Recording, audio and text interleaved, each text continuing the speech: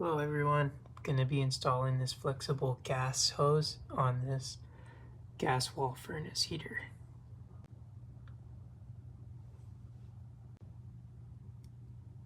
So I need to make a few bends to get to the end point. Alright, so we got it connected on both ends. Looks pretty decent. Now I'm going to tighten this up. I would recommend using a wrench to get the proper torque. Alright, now we're going to open up the gas valve here. Now it's time to check for leaks.